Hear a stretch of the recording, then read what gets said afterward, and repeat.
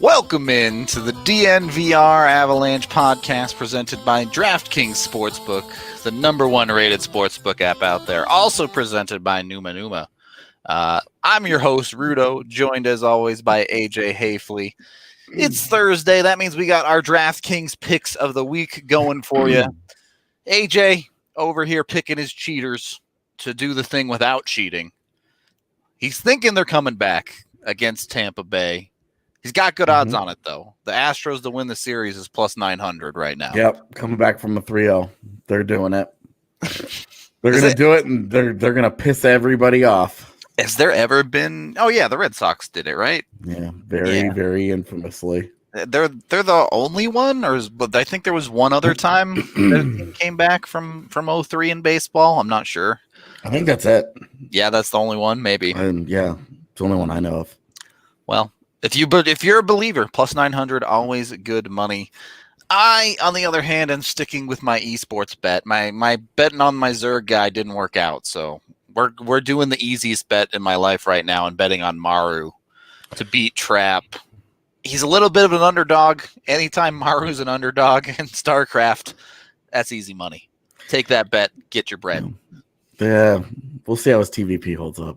It's Maru, he'll be fine. It's the worst matchup in his arsenal, which is like, oh, okay. So here's the thing about Maru and TVP. Like, if he takes it seriously, he'll just like out macro and out micro you, and he wins. Yeah. And you can't get into a long game against him. Yeah, I mean, right. Did you watch the series that he had with Parting? Yeah. Where it was like, you just can't get into a long game with him, dude. The guy nukes his own army and laughs it off and then just comes back and stomps the guy. And it's like, what do you do against that? Guy's an animal. He really is. One of the greatest players of video games ever in history. Animal. But anyway, we can. He is going to go down in history. Like, yeah. Oh, yeah, for sure. Like we had like MVP and Nesty and then some of the HOTS guys when I wasn't following. But that dude, like, he was in the first ever GSL when he was like 14. They literally had to schedule games earlier in the day for him because he was too young, and you weren't allowed to have like children out doing work that late. Yeah. It was insane. Yeah, and now he's all grown up and has completely laid waste to the scene for years. Yep. So, well, it's wild, but you can download the top-rated DraftKings Sportsbook app now and use promo code DNVR when you sign up to get up to $1,000. That's code DNVR to get that $1,000 bonus for a limited time only at DraftKings Sportsbook. If you don't like esports, you don't like baseball, you can bet on just about any sport under the sun. So there you go. Must be 21 or older. Colorado only. Bonus comprised of a first deposit bonus and first bet match, each up to $500. Deposit bonus requires 25x playthrough. Restrictions apply. See DraftKings.com/sportsbook for details. Gambling problem, call 1-800-522-4700. All right. Let's jump into this show. Excuse me. So a lot of news kind of starting to pile up today, but let's start with the funnest news, I would say. Nathan MacKinnon on his Instagram, giving a little bit of a teaser, showing off some gloves here that are an interesting color, to say the least. Yeah, well, it's curious, right? Because there's the jersey in the top portion right there. Well, I mean, it's two pretty clearly different colors there. That's my point, is that the one above it, the jersey, it looks a lot like the color that the Avs use for their practice jerseys, and that I know that the players use in the offseason. Yep. Those gloves, though. Yeah, let me just get this set up here real quick as he starts to talk about the gloves. Mm-hmm. Yeah, a little bit of a comparison here. Yeah, those gloves look awfully familiar, man. That light, not quite powder blue, but a little bit on the lighter side. We'll put it that way. Absolutely. So, there has been talk about them bringing in the fourth jerseys or whatever you want to call them, the special jerseys. Yeah, this is the Avs' 25th year. Yep. And so that's why there's been a lot of talk, even leading up to this. There was speculation of maybe we would see a special 25th anniversary jersey. You know, the 10th anniversary, they put that patch on there.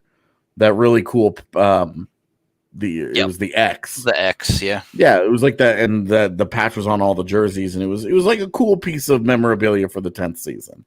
Yep. For the 25th season, it's like, okay, well, what do you do? And throw it all the way back. There was all of this talk, and I think it's awesome. Would you buy one? I don't have the money for jerseys, but totally. Okay, fair enough. I mean, theoretically, absolutely. Is there a particular player that you would buy for your jersey collection? Well, so first of all, I need to say the first thing I would buy is an old school Forsberg Nordiques jersey. I own that one. Very nice. New one, boy, that'd be a tough choice. Yeah. I might have to go with a Landy jersey just to get the C on there as well. Hate you. Stealing your ideas. Yeah, that's exactly what I was gonna do. I could totally go with a Rantanen as well, though. Yeah, I think I would go with the Landy too. Like, all right, so from this team, let's just go down the list. Home jersey, McKinnon. Away jersey, Makar. Third jersey, Rantanen. Fourth jersey, Landeskog. There you go. I mean, I've always kind of been like, I don't want the star player jersey, you know, like. Yeah, I feel you. If you're like trying to get like a heart and soul guy on the team, or even just like maybe like a Burakovsky, you know, something a little different. The maybe 2-year deal. The 2-year deal gives me a little bit of pause on him now, but you're so afraid of free agency. I am. But I'll tell you, low key a Taze jersey. See, I was thinking the big surprise here would be the Bo Byram Nordiques jersey. Yeah, that one too. If he makes the team, a Byram 44 would be like going in on the rookie. It could be dangerous. Is that guy gonna be? Is he gonna be the real deal? Like, is he gonna be on the team in 5 years? But that would be a cool one. Yes, especially if he's not on the team in 5 years, because then it's like, damn. Remember when you bought this and the world looked one way? The Avs have been around longer than the Nordiques now, right? Yeah. Yeah, because the Nordiques didn't even make it to 20 years. At least as a National Hockey League team. They were in the WHA, but... Yep. So, I believe the NHL owns the rights to the Nordiques logo, though, correct? I believe so. So, they might have to do some finagling there, but they had no problem getting sorted out for the Jets in the past, so... Yeah. Shouldn't be too much of a problem. Well, and we've seen organizations put. I mean, what are they called? The the Heritage Hurricanes jerseys or whatever. Yeah, the Hurricanes are just rolling out and playing games wearing Hartford Whalers unis. So. True. That's true. And like a Whalers Svechnikov jersey is like, please, pretty juicy. Please, I want that's it. Especially with question marks about if they're even going to be able to have fans. Anything that's like, hey, this makes us money.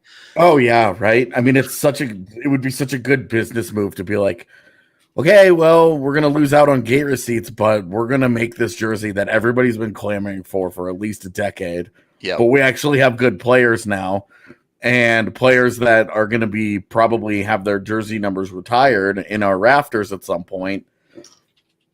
Let's do this. Yeah, Victor. I know Victor's the resident jersey collector over here. He's got 1 billion of them. So we have a few in our fandom that are serious about it, man. Yep. When I eventually get to the point where I can just start spending hundreds of dollars on a shirt, totally. I'm sorry, a sweater, something to wear. Say it right. I would be. I want to get them for all the players that I like all around the league. So it wouldn't be like I have like a bunch of Avs and Islanders jerseys. It would just be. I had this dream where one day where I'm super rich and I'm doing my videos in a studio where the back wall is just the 23-man roster of Avs jerseys. And every time someone gets called up or traded or whatever, I put the new guy's jersey up. That's awesome. That would be so cool. It's only cost me like $10,000 to get that done. Well, because you'd have to get the custom jerseys, and then you'd have to get them like framed, and because you're not just gonna like hang them from hangers. You're rich now. You do things the right way. So I think that would be so cool, man. There you go. That's why we need you to subscribe to DNVR. That's right, so that he can do that with his money, and so I can buy jerseys. I could buy like a Matt Tkachuk Flames jersey and be happy with it. Oof, that would make so many people mad if you had that in the background. You'd be like, "Hey, AJ, what's your jersey collection like?" And it's just like players that Avalanche fans absolutely cannot stand. Here's my Tom Wilson and my Ryan Reeves. That's true, Daniel. You have to talk about like the international jerseys or the old McKinnon Team North America one that is so sick. Oh, yeah, my one big jersey regret. Not getting one of those. Yep. I had a chance to, and I thought about it and was like, I just can't afford it. It's just not a good financial decision. And now it's just like, who cares? Should have done it. Would I still do a Red Wings jersey? I would. There's only one player whose jersey I would get with the Red Wings, and that would be an old school Fedorov. That would be it, though, and it would be weird to wear. I would be uncomfortable with it. I think I would have it just to have it, but I don't think I could ever actually put it on me. Hidden away somewhere. Yeah, like a certain Islanders jersey that I currently have is just, I'm surprised you haven't burned that thing. I haven't had one of those cold nights yet, but that's why I'm keeping it. Just in case the power goes out and it's 4 degrees outside. Yep. All right, there you go. He's got the tinder for the fire. Yep. Yes, the Ivan Fedotov jersey. That wouldn't fit. It'd go down to like my ankles. Yeah. There isn't actually a Wild jersey that I would get. There haven't been any players that I haven't been any players that I love watching. I'd be okay. He's as close as it gets. Yeah. It's Gabrick. I love Zach Parise. Like you just get the USA jersey for Parise though. Like yeah. There hasn't been maybe Kuznetsov changes that. Once Boldy makes it or something. Yeah, right. Like Matt Boldy, maybe he changes that. But for right now, there isn't one. I would, lots of guys that I would love to get jerseys from around the league. Yep. I could probably, outside of Minnesota and obviously present day Detroit, I could probably get one jersey from each team comfortably. Well, I mean, you could do what Victor's doing too. He's getting an ex-Av on every team in the league, or played for the Avs at some point. Oh yeah, but in another team's jersey, like a Cody McLeod Preds. Yeah, exactly like that. So interesting stuff. Obviously, nothing confirmed on the jersey front yet, but yeah. But I mean, those gloves and pretty the speculation. Yeah. There's been a lot of smoke around the Avs doing something for the 25th, and I think just playing a game in a Nords jersey always made perfect sense. So, yep.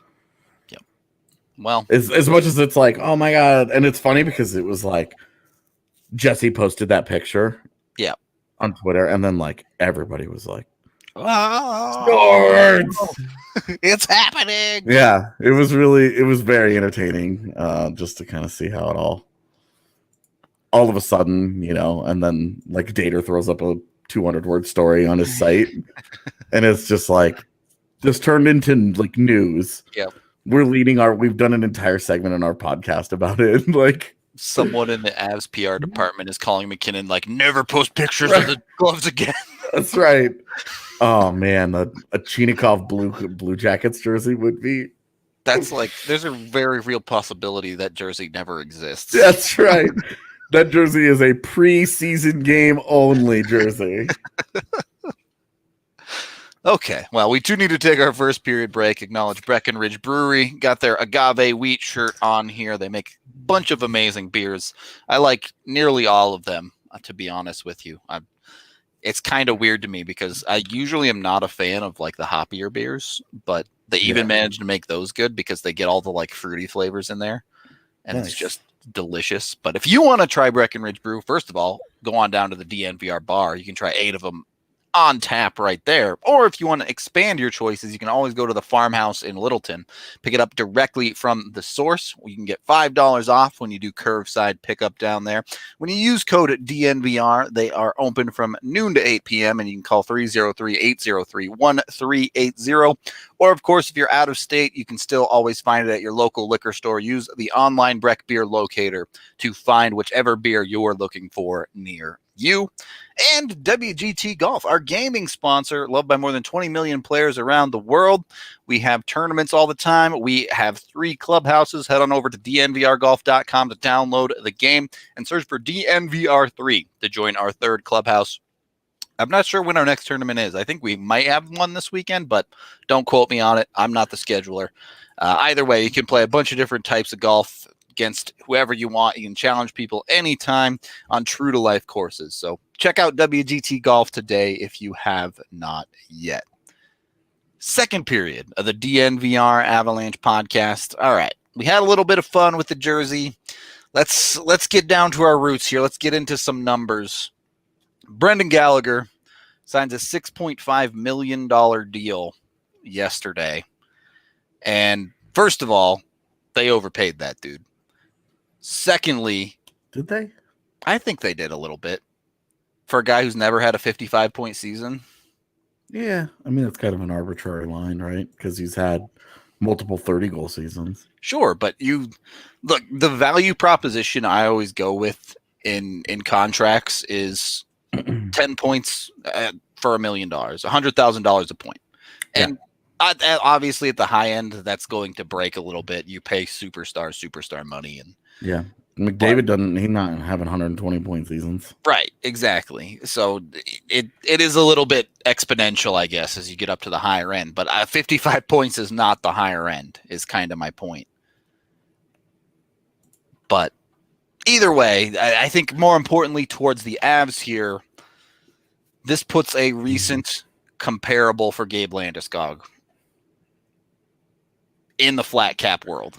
Yeah, and we had already talked about Anders Lee and Chris Kreider as kind of being points of comparable. Yeah. This really just adds another one. Yeah. Gallagher is a pretty similar goal scorer to Landeskog. Mm-hmm.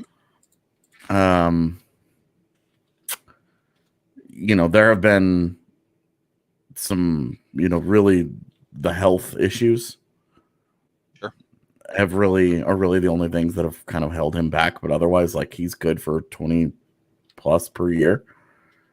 Yeah, pretty much.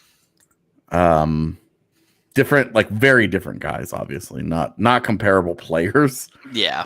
But when you're looking at their stats and kind of how you build a contract comp, you would say, okay, looking at the two next to each other,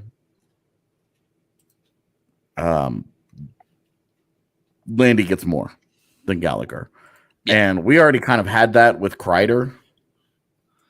As that comparable, sure. Yeah, at the where you were saying, okay, 6.5. How low can the Avs try and get a deal? 6.5 was probably as low as they could get. Kreider, another guy, a whole bunch of 20-goal seasons in his career. Yep. Same as Landeskog. Just a bunch of 20-goal seasons. But Landeskog usually hangs out. You know, he has a 75-point season under his belt, which is obviously the big anomaly in his career. But he's got multiple 60-point seasons and was on pace for a 60-point season again this past season. So, I don't, Anders Lee at 7 is one that we've talked a lot about as well, and how that, that's also $7 million guy who scores.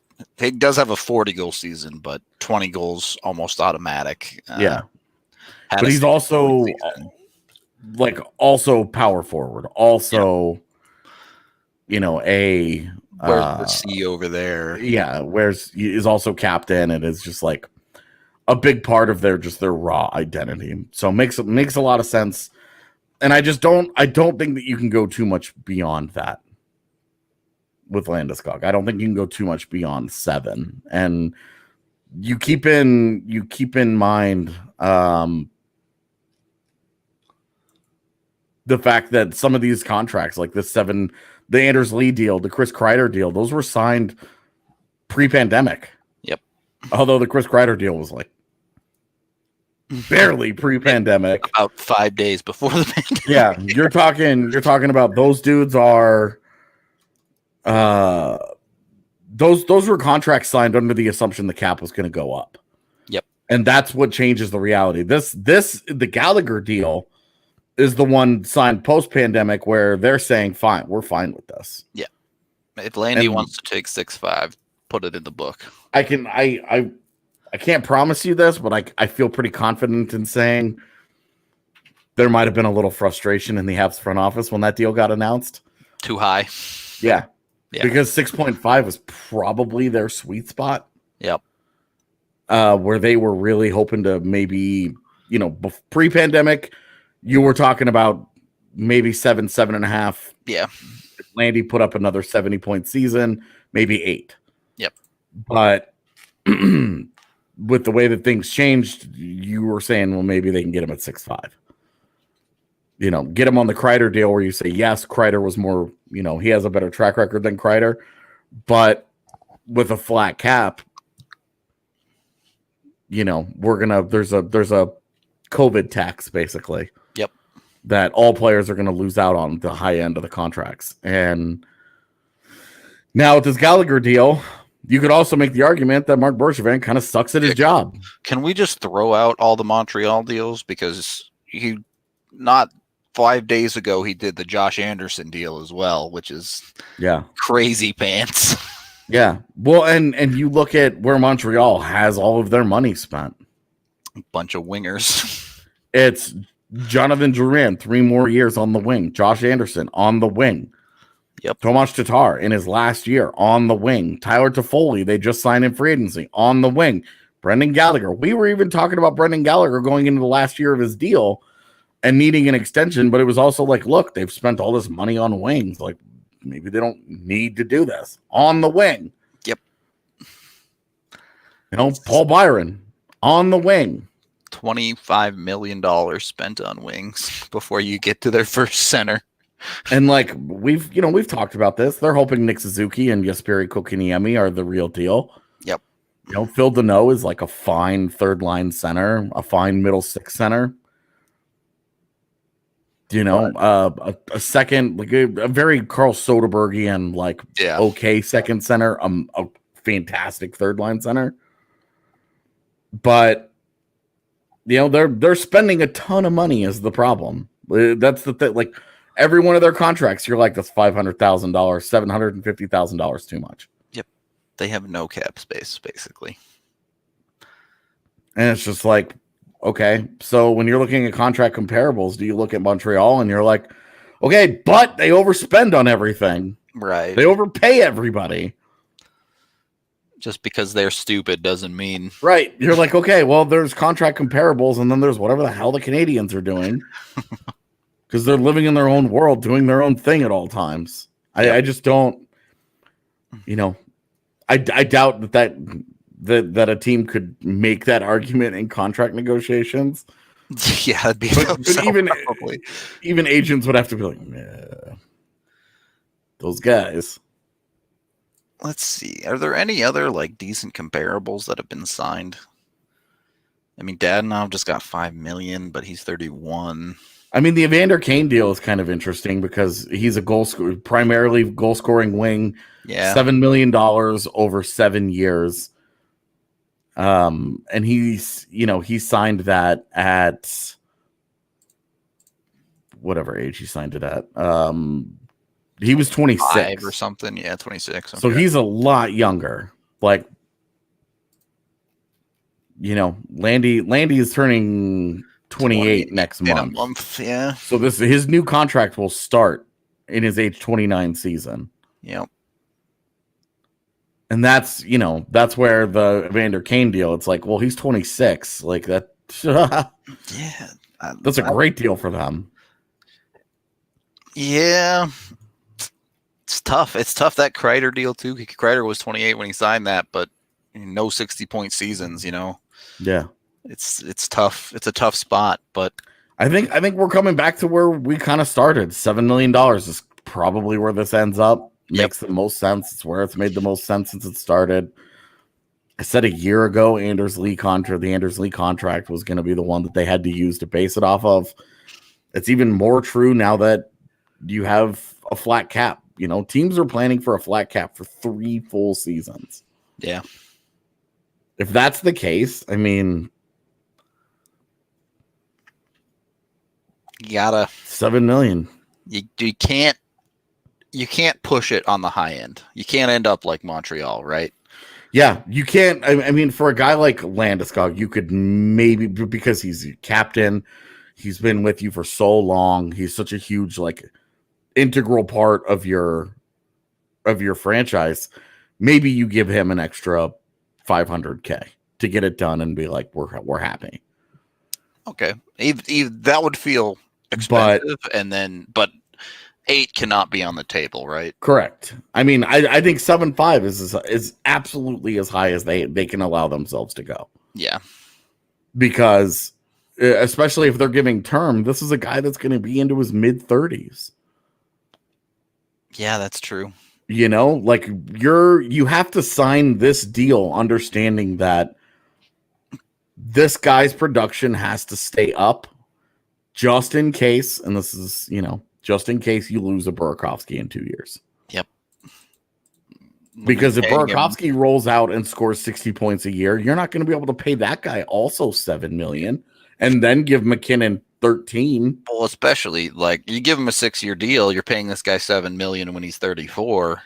I mean, look, I think Landeskog is absolutely an av for life, but it's going to be a tough value proposition if his game falls off and you're paying him that much money. I kind of hope the Avs go with more of like a 5-year deal here. Yeah. You could do that thing with lifetime guys where once the contract expires, you just give him 1-year deals for the rest of eternity. Yeah. And like once at 33, then you could start to give him 1 to 2 year commitments. Yeah, sure. And then just work your way, through there. Yep. Yeah. Because you just have to be careful. Like this is knowing that the McKinnon extension is coming. You have to be careful, and knowing that like there are guys, not just McCarr's contract next year, but what if Bowen Byram is legit? You're gonna have to pay Bowen Byram in 4 years. You're gonna have to pay him too.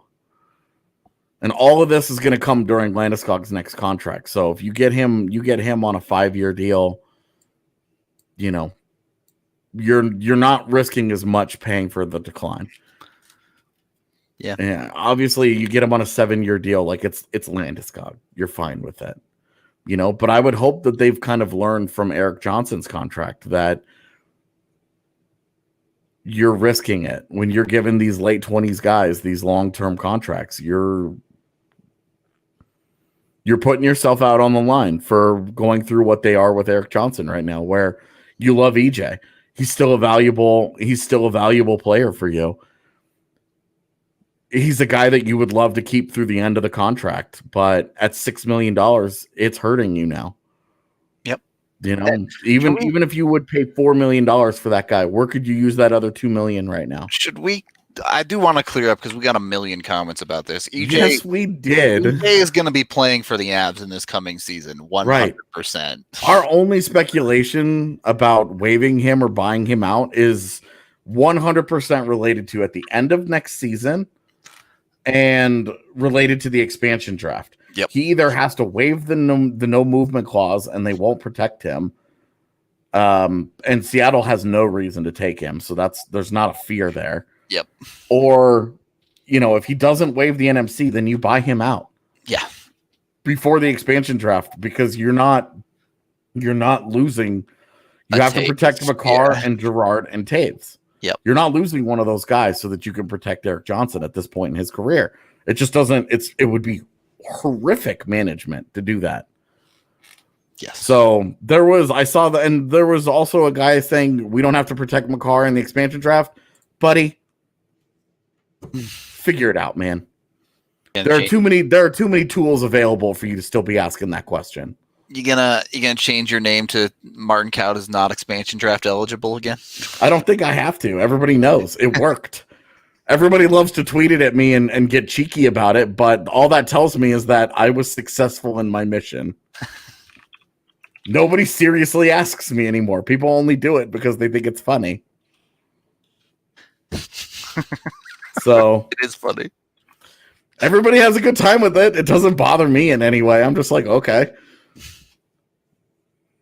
So anyway, we had a bunch in this week's shows. We've had a bunch of Erik Johnson comments. Yeah, and so we're clearing that up just to make things clear. And the only reason that we talked about him maybe not starting the year with the Avs would be because we don't know what his injury status is. Right. The longer they put the start off to the year, the better chance he is of being healthy at the start of the season. Whether that's February 1st or January 1st. Yeah, it's the Avs not giving out any information on the injury front doesn't help that conversation either. But yeah, well, I mean, the Boston Bruins just had like 3 dudes where they were like, these guys all had surgery. Here are their timelines. Yeah, and it was like, nice. Huh? How weird is that? Yeah, team being upfront and forthcoming with injury information. Not that I'm in like a pounding the table for these guys gotta have it. But it sure would be nice. Yeah. I mean, it would be, it's just let us, I always say, I don't necessarily need to know what their specific injury is. Just give me a timeline. For sure. Just say, hey, this person suffered an upper body or lower body injury. They are expected to be back within 6 weeks. No, in the off season, literally the only thing that matters, will he be ready for the season? Yes or no? Yeah, he is expected to be ready in time for training camp. Right. He is expected to miss the first month of the season. Yep. Whatever. Yep. Would be nice, but yeah. In this case, with a moving target date for the start of the year, he is expected to be healthy by mid-January. Give us a month, sure. Yeah, like, okay, great. For me, I don't need to know what the injuries are. I don't think that that's really like public information. I've never understood why we needed to know that, but I think the timeline is fair game. Yeah, agreed. Everybody deserves to know that. Yep. And the Avs have been awful about that. They've, Jared Bednar's, this guy's day to day because in his magical fairy pixie dust land where he walks in and, this guy's better now today. In his mind, that's day to day. And it's like everybody else's mind, day to day means he has a realistic shot of being better tomorrow. Yeah. Not 2 months of being day to day. Yeah, if they want to stick with the unfit to play designation, I'm fine with that too. Just give us a timeline. Yep. I don't care about the actual injury, just the timeline. Yeah, let's give Devon Taves just got married last week, so he's on his honeymoon. Yep. So everybody DMing me and stuff about his contract and like, let the man be married for a minute. And then we can worry about how much money he's about to make. They have until nice amount. Like, what is it? November 2nd? You have 48 hours after your hearing to come up with a deal? Not anymore. They changed it. Yeah, they changed it so that once you go through arbitration, okay, so you can't sign a fresh contract now. So they have until Halloween to get the deal done. Yeah. And given that they went out and actively pursued him, I'm sure once he gets back from his honeymoon, they'll talk, and 3 days later or less, he'll be signed. Yeah. So that's that. Got to take our second period break here and acknowledge Stravacraft coffee, the CBD infused coffee that has really changed lives. We're selling that at the DNVR bar now as well. If you want to try some cold brew Stravacraft, we have that. And if you go on their website and subscribe now, you can save 20% every single time you buy with their subscription service. A bunch of you have taken advantage of our one-time code where you can use DNVR20 to get 20% off. But if you just want to get it done, sign up for your subscription, never have to go through the process, have it all set up automatically. That's what the subscription service is for. So jump on it. It's an awesome product. The CBD is non-psychoactive and has been known to help with many different aches and pains. So give it a try today if you have it. They have a ton of crazy flavors too. Like they had like a s'mores flavor we had in the office the other day. There was a couple like graham cracker cookies and stuff, marshmallows, all sorts of cool stuff. Nice. Third period of the DNVR Avalanche Podcast presented by DraftKings Sportsbook. So the conversation of today specifically seems to be looking at the alignment of divisions for what will be next season. Mm-hmm. Obviously, the big debate here being the Canadian border still not exactly open for travel, or at least free travel between the States and Canada. Don't know it. AJ knows far better than most about that one. There's a hair flip for you. So the conversation that's kind of come out is, well, look, let's just put all 7 Canadian teams in a division for next year, and they can just only travel in Canada, and then we sort out the other divisions as you go. And from a travel perspective, I mean, it makes some sense. Obviously, the border issues are the border issues. You can't really change those. But I do think Canada a little bit gets the short end of the stick with the traveling there, because they're going to have to travel, coast to coast, basically, while these other teams' divisions that get made out, particularly in the East, are going to be very, very tight. Mm-hmm. So we'll see how it shakes out. You also have to figure out how to adjust the teams, which AJ and I kind of talked a little bit about this off pod. Odd timing of this, because yesterday we were just like having the conversation of like, how would we realign them? Yep. And we came up with one that worked perfectly. Yeah, it wasn't that hard to do. Avs related, you take the California teams, Arizona, Vegas, and Avs, and then probably Minnesota as the 8th team. The Minnesota and Dallas. And Dallas, yeah, excuse me. Yeah. To make the Western bubble division. Yeah. You call it the Pacific if you want. Sure. And then you have the Central, which is not the Metro, but the other one that I always forget the name of. The Atlantic? The Atlantic. So you take the Atlantic, you throw Chicago, St. Louis, and Nashville in there to replace the Canadian teams. Yep. To replace Toronto, Montreal, and Ottawa. Yep. And then you just leave the Metro alone because they don't have any Canadian teams. Yeah. So the Metro just is what it is. Yeah. And then the Canadian, I mean, obviously that sucks. Like Vancouver is going to have to fly to Toronto and Montreal and Ottawa and like. Yep. Whatever, right? I mean, this is kind of the plight of the maybe not the West Coast teams, as there's almost enough in California to get away with it, but being in the Central Division, being in the Mountain Time Zone, Colorado's travel sucks every year. Dallas' travel sucks every year because there's just no teams close to them. It doesn't like Dallas and Colorado aren't. It's not. That's not that far away. Dallas or Colorado to Minnesota, Colorado to Vegas, Colorado to Arizona. Those aren't that bad. But when you get into like Colorado going to like Chicago and Nashville and even St. Louis is starting, like it's just different than these Eastern teams where you look at the Metro, Every and it's like in division game they can literally bust to. Right. Like they could take the train, obviously the Rangers, the Islanders, and Jersey are all right there. And then you have Philadelphia and Pittsburgh right there. And Columbus and Carolina, they're only really difficult because like they're harder to get to. Yep. That's it. So that's as the conversation that they're having in chat right now is the next thing that they would have to figure out is AHL affiliations. Maybe we just need temporary affiliations with Canadian clubs. A nearby team, yeah. Yeah. Because that's part of the difficulty of this is that these guys coming across the border because of the restrictions, how are the travel restrictions different than they were for the bubble and the playoffs? Well, when you go to Canada, you have to quarantine for 14 days. Yep. So when they were all of the teams were going at the same time, they all got the exemptions to go across the border. They go into Edmonton, they quarantined, and then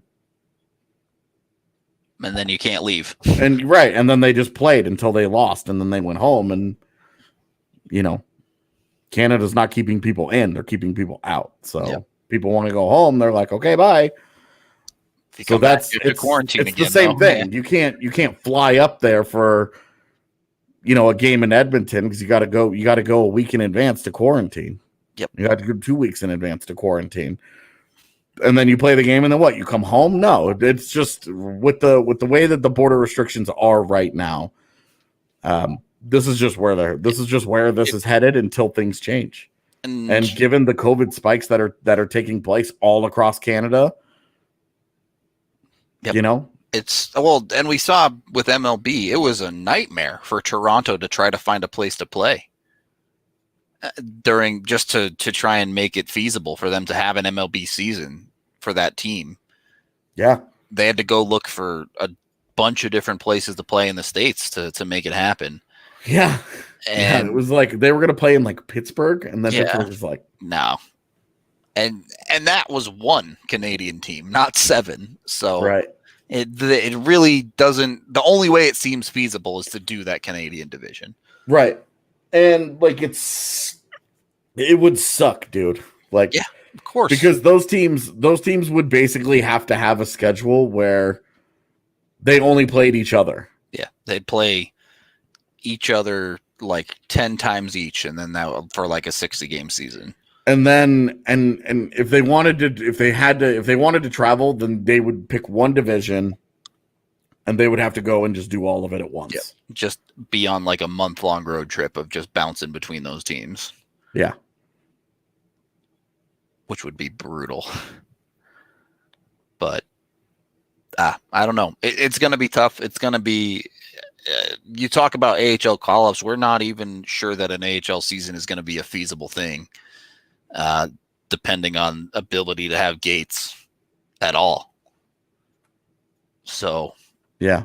Which, I mean, I do wonder, especially for teams like Edmonton who own their AHL team, maybe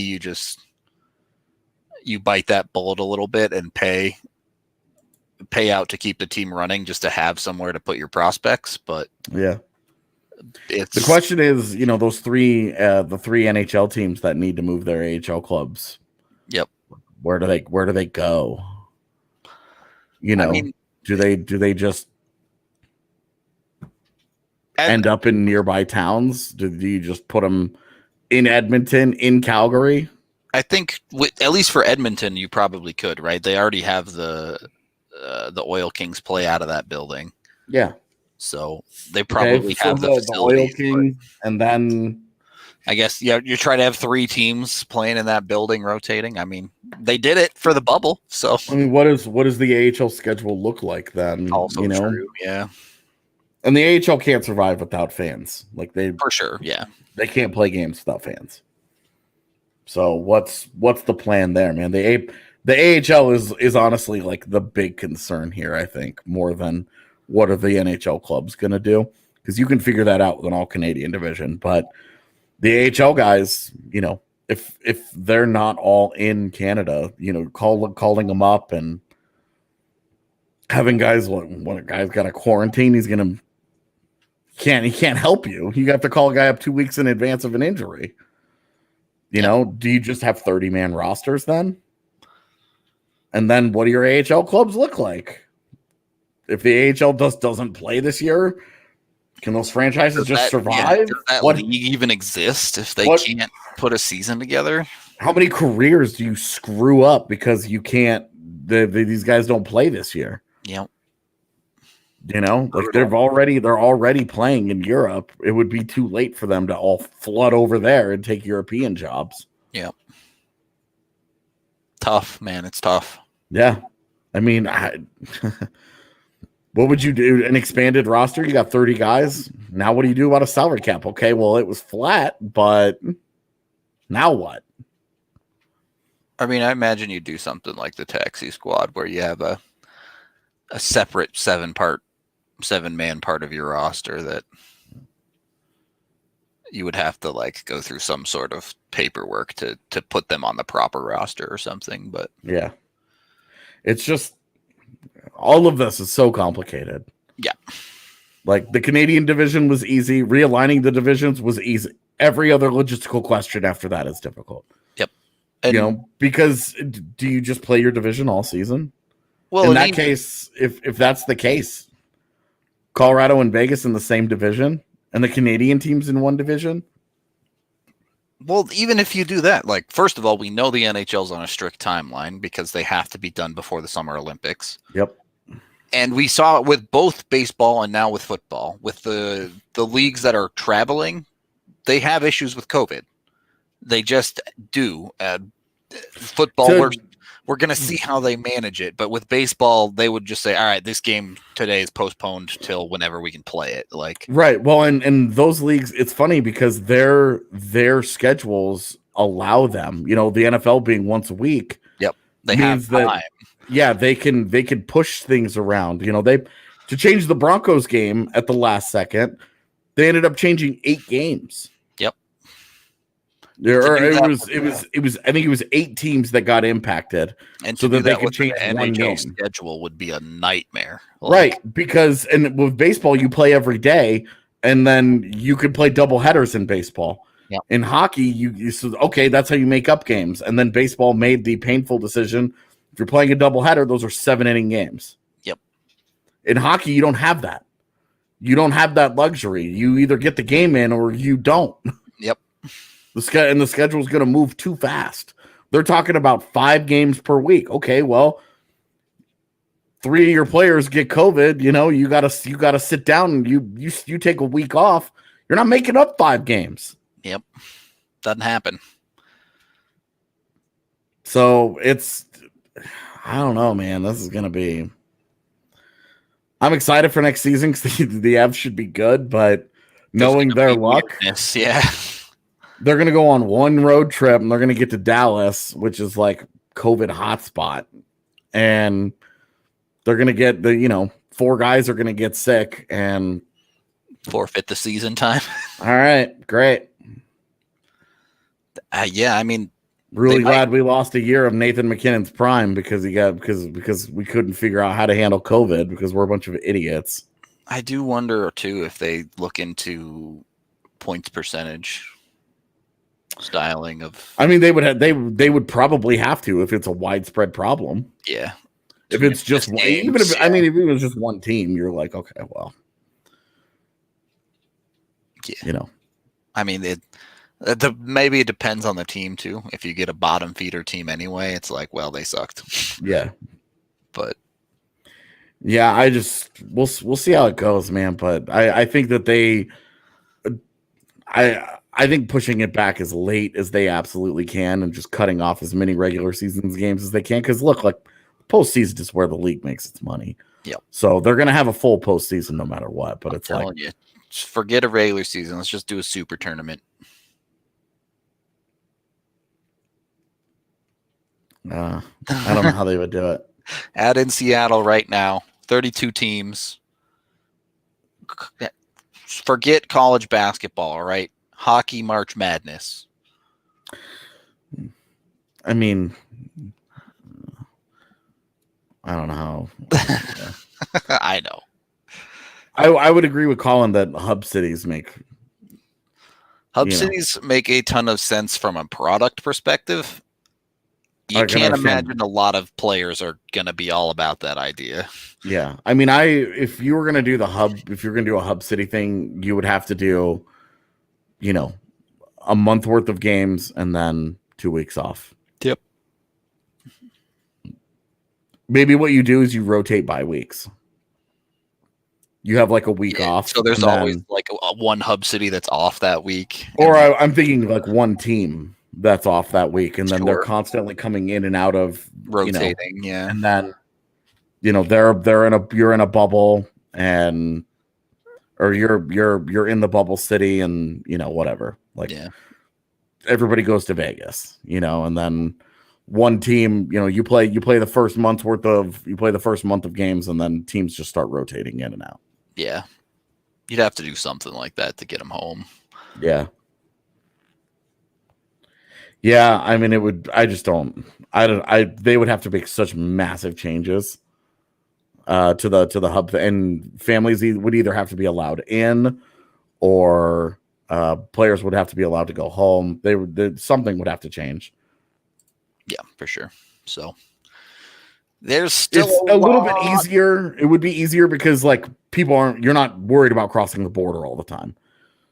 Like if their families are allowed into the hubs because there's not 17 teams there, it'd be a little bit easier, but like you deal with like the border was such a big problem with the hub cities in the postseason. That was a huge part of it. Yep. I mean, not a terrible idea. I mean, like if you have to play teams, if you have to, play team, you go into Dallas, you just play 3 games. Yep. Just do the 3-game homestand, and then you fly in on Tuesday, and then you play Wednesday, Friday, Sunday. Fly out that night. Yeah. Week at a time, kind of thing. Maybe you even do. You fly in Wednesday, you play Thursday, and then you have a back-to-back Saturday and Sunday. Thing, yeah. Allow 30% of the 30% capacity of fans so that you get something. Fly home. And it's a Saturday, Sunday, Tuesday off, and then you do the same thing at home or whatever. Yeah, exactly. Bam. NHL, hire us. Telling you, we just solve problems. That's all we do. I think we're winding down for the day, so we're gonna get out of here. Thank you, everyone, for watching, listening. However you consume the pod. Got a fun Free Skate Friday episode coming to y'all tomorrow. Be sure to tune in on YouTube for that one. We're gonna have a lot of clips of hockey happening on that show, so you're gonna want to use your eyes to see that one. But we appreciate y'all hanging out, and until tomorrow, we'll talk to you guys later.